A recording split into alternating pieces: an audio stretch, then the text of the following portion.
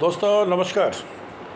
दोस्तों आज हम बात कर रहे हैं कुछ अंदरूनी कुछ बाहरी। देखिए 1949 में डॉक्टर अंबेडकर का पुतला जला के हिंदू एक्ट का विरोध करने वाले जो लोग थे, उन लोगों को संविधान से कोई लगाव नहीं था, ना ही है। वे अपना संविधान चाहते हैं, सीधी और स्पष्ट सी बात है। उसके लिए उन्होंने कोशिश करनी जारी की हुई है पिछले 10-11 सालों से। जनता को उनके मूल अधिकारों से वंचित अप्रत्यक्ष रूप से करके उनको उसी हालात में जीने की आदत डाली जा रही है। जिस दिन ये आदत डल जाएगी उस दिन ये चुपके से संविधान को भी बदल देंगे और लोग कहेंगे हाँ हाँ बिल्कुल ठीक है। क्योंकि एक फंडा है शुरू से कि आपने किसी पे कोई टैक्स लगाना है, कुछ भी करना है तो पहले जो है ना उनको फ्री की आदत डालो। जैसे बहुत सारी कंपनियां भी करती हैं, उनको फ्री खाने को दो। जब भी ये आप देखते हो जितने भी ये संत महात्मा जो बने हुए हैं आजकल, इन्होंने जब शुरुआत की थी तो इन्होंने क्या किया था, फ्री में लंगर बांटना शुरू किए थे। और ऐसा ऐसा जब भीड़ भाड़ ज़्यादा बढ़ने लगी गरीब लोगों की, तो वो भीड़ भाड़ जो है उनकी श्रद्धालु हो गई और उनको देख के कुछ और लोग उसमें एंट्री कर गए। उसके बाद कुछ और लोग आ गए।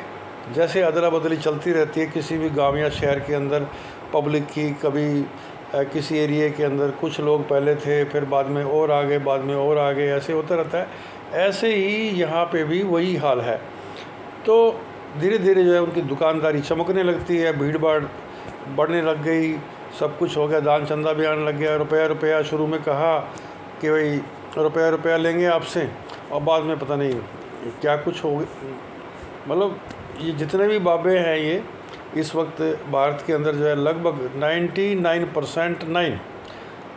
तो इसी तरह से इसी पैटर्न के ऊपर चल के ही आज ये अमीर कहलाते हैं। ठीक है, इतनी भीड़ भाड़ देख के राजनेता भी दंग रह जाया करते हैं, क्योंकि उनको वोट चाहिए और वोट बैंक उनके पास होता ही है। इतनी भीड़ भाड़ जब होगी किसी के पास, चंदा उनको मिल ही रहा होता है थोड़ा बहुत, है ना। तो एक रुपया भी यदि मान लो 1 लाख लोग देते हैं तो हिसाब लगाइए बात जाती कहाँ है। और फिर 1 लाख नहीं, मल्टीपल टाइम से बढ़ जाते हैं। वैसे ही यहाँ पे है कि स्कीमों को फ्री की आदत डाली जाती है। जैसे जियो वाले ने शुरू में जब सिम जारी किया है तो उसने फ्री की आदत डाल दी पब्लिक को, बाद में उसने पैसे लेने शुरू कर दिए, लोग फंस गए। ऐसे ही है। तो इसलिए जो है ना आपके जो अधिकार हैं ना उनको अप्रत्यक्ष रूप से समाप्त कर दिया गया है और आपको जो है उसी हालात में जीने की आदत डाली जा रही है।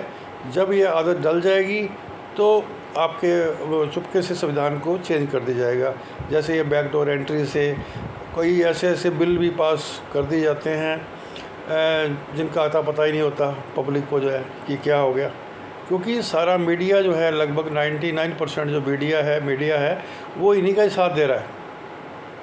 अब जितने भी टीवी चैनल हैं उसके ऊपर क्या आ रहा है, वो यही तो आ रहा है, जो ये चाहते हैं वही आ रहा है। क्योंकि जो जितने बड़े बड़े इनके फ्रेंड सर्कल में लोग हैं उन्हीं के चैनल हैं।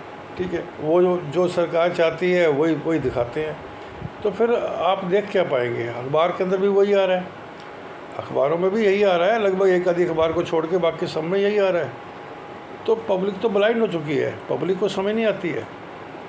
तो इसलिए जो है अब देखिए 20-25% वोटर इनके अपने हैं, पक्के वोटर हैं और जो जहाँ ये कहते हैं वहाँ चल पड़ते हैं। और जो 30% वोटर हैं वो थोड़ा खिलाफत में हैं या और पार्टियों से संबंध रखते हैं या जैसे भी है। और बाकी हिसाब किताब ये लोग चुनाव योग और माध्यमों से लगा ही लेते हैं। आपको पता ही है, अधिक बताने की ज़रूरत नहीं है, व्याख्या करने की क्या ज़रूरत है। बहुत व्याख्या कर रहे हैं सभी लोग, है ना। बहुत यूट्यूब के ऊपर और जगह पे बहुत कुछ हो रहा है। और पिछले 11 सालों से ही हो रहा है, लेकिन इनको कोई फ़र्क नहीं पड़ता इन बातों से। देखिए जो प्रोपेगेंडा होता है ना, सोशल प्रोपेगेंडा, वो इसलिए किया जाता है कि बाकी के जो देश हैं, बाहर के देश हैं, वो ये समझें कि भाई देखो इस देश में लोकतंत्र है, ठीक है, तभी लोग जो है इनको मानते हैं। सिंपल सी बात है, जो प्रोपेगेंडा होता है बाहर का। बाकी जो तरीका इनका जीतने का है वो तो है ही है। अब देखिए जब भी चुनाव होता है ना, चुनाव होने के बाद जो है बाकी पार्टियां तो जश्न मनाना शुरू कर देती हैं, इधर उधर जो सरकार बनाएंगे, हम ये विकास कार्य करेंगे, करते भी हैं। लेकिन यहाँ पर क्या है कि फंडा ये होता है कि एक चुनाव जीता नहीं, और जब किसी और स्टेट में चुनाव होना होता है तो उसकी प्लानिंग जो है ना 4-5 साल पहले ही बननी शुरू हो जाती है। तो इसलिए जो है हारने का तो इनका कोई सवाल ही पैदा नहीं होता कि ये हार जाएंगे कहीं पे, है ना। दाम साम दंड भेद तो सारा कुछ ही जानते हैं। तो बड़ी मुश्किल से सत्ता हाथ में लगी है। पहले तो ये मेजोरिटी में कहीं थे ही नहीं, है ना, इनकी पार्टी कभी मेजोरिटी में रही नहीं है। तो मेजोरिटी में आए हैं तो भाई ठीक है, 11 साल हो गए हैं, 15 साल भी हो जाएंगे, 20-25 साल भी निकाल सकते हैं, कोई बड़ी बात नहीं है, ठीक है। क्योंकि जीतने का फंडा इनको आ गया है कि किस बंदे को कैसे दबाना है, किस पॉलिटिकल पार्टी को कहाँ से पकड़ना है ना। पहले ग्रांटें दी जाती हैं सबको, जितने भी जो इनके नुमाइंदे होते हैं, लाओ खाओ पियो मौज करो, और बाद में उनके पीछे CBI ED लगा दी जाती है कि भाई देखो इनको ये क्या क्या कुछ खा पी गए। तो भाई कहाँ जाएंगे भाग के, उनकी फाइलें तैयार कर दी जाती हैं, है ना, तो कहीं जा ही नहीं सकते। तो यही कारण है कि अगर देखिए विपक्षी पार्टियों ने अगर ये फ्रॉड वगैरह ना किए होते ना, आज पिक्चर कुछ और होती। अब विपक्षी पार्टियों ने अपने टाइम के अंदर भी खूब झंडे गाड़े हैं, तो फिर इनको कोई क्या बोल सकता है भाई, ये तो करेंगे ना अपनी मनमर्जी, ठीक है। और शेर को 1.25 शेर तो मिलता ही है। अब इनको भी कोई ना कोई और 1.25 शेर मिल जाएगा कभी ना कभी, वो फिर राज करेंगे देश के ऊपर। ऐसे ही होता है। तो अब देखिए, अब मुस्लिम लोग थे पहले जिनका शासन था, उसके बाद अंग्रेज़ों ने उनसे छीन लिया शासन धीरे धीरे करके, उनकी कमज़ोरियों का फ़ायदा उठा के। बाद में फिर जो ये 1947 के बाद का सारा सिस्टम आपको पता ही है, ठीक है। जिन्होंने हुक्मरान बनना था वो तो बने ही नहीं, और जिन्होंने नहीं बनना था वो हुक्मरान बन गए, ठीक है। तो पाकिस्तान हिंदुस्तान भी वही उसी की देन बनी, ठीक है। ना ये जिद करते कि भाई हम हिंदू राष्ट्र बनाएंगे, तो फिर लफड़ा ही नहीं था, ठीक है। जिसने बनना था, जैसे उन्होंने बताया, वो तो बना ही नहीं, और जिसने नहीं बनना था वो बन गए।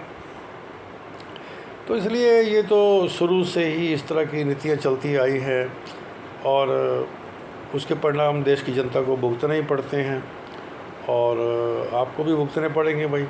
चॉइस से लेके आए थे इनको, तो चॉइस से लेके आए थे तो भाई फिर तैयार रहिए। धन्यवाद दोस्तों, जय हिंद।